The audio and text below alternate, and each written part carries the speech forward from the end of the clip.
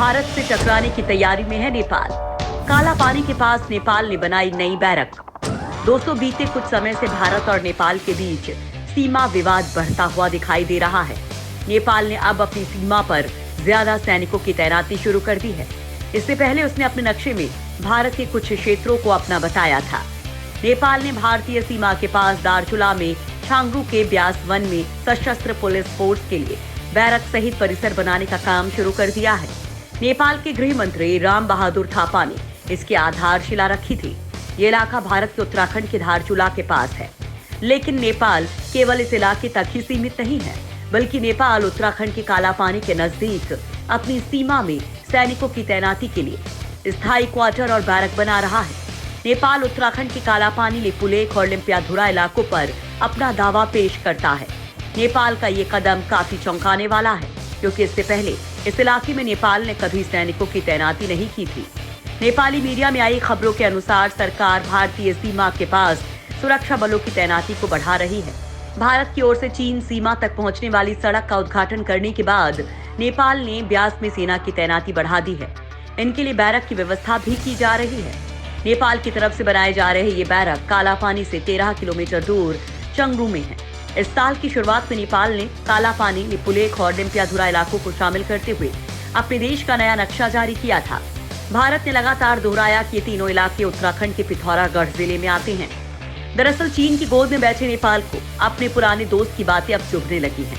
Telegraph अखबार की एक रिपोर्ट में उत्तराखंड सरकार के एक सूत्र की तरफ से लिखा गया है कि थापा ने चंगरू के नजदीक सीतापुल के ग्रामीणों के साथ बातचीत में कहा कि नेपाल के युवाओं के लिए आर्म्ड पुलिस फोर्स में शामिल होने का बेहतरीन मौका है, क्योंकि आर्म्ड पुलिस फोर्स विस्तार की योजना बना रही है।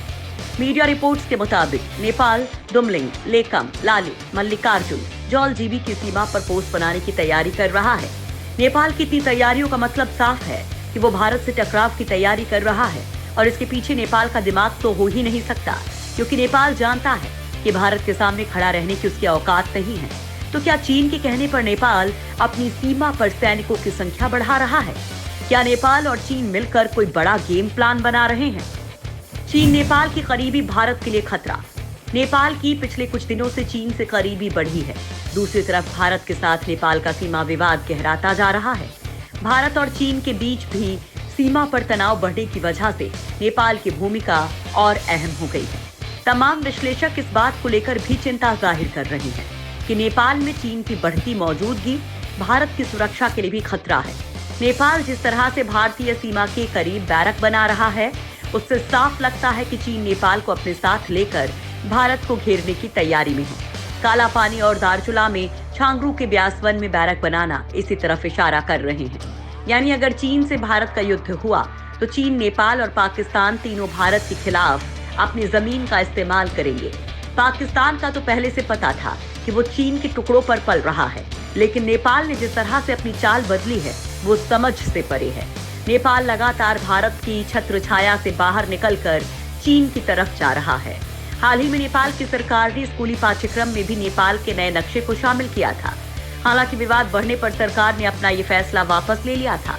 स्कूली बच्चों के लिए लाई गई किताब के एक अंश में लिखा गया था 1962 में चीन से युद्ध के खत्म होने के बाद भारतीय प्रधानमंत्री जवाहरलाल नेहरू ने नेपाल के राजा महेंद्र से अपनी आर्मी को कुछ वक्त तक और ठहरने देने का अनुरोध किया था। लेकिन 60 सालों के बाद भी नेपाल की जमीन से अपनी आर्मी हटाने के बजाय भारत सरकार इन इलाकों को अपने नक्शे में शामिल कर रही है, जबकि ये जमीन उसे अस्थायी तौर पर दी गई थी। इतना ही नहीं, नेपाल किस तरह से भारत विरोधी बातें करने लगा है, इसका अंदाजा चीन में नेपाल के राजदूत महेंद्र पांडे के बयान से लगाया जा सकता है। महेंद्र बहादुर पांडे ने ग्लोबल टाइम्स को दिए इंटरव्यू में भारत पर आरोप लगाया था कि भारतीय मीडिया पेइचिंग और काठमांडू को लेकर फर्जी खबरें दे रही हैं। उन्होंने कहा कि चीन ने नहीं बल्कि भारत ने नेपाल की जमीन पर कब्जा किया है। महेंद्र पांडे के इस बयान से समझा जा सकता है कि नेपाल चीन के इशारे पर सब कर रहा है।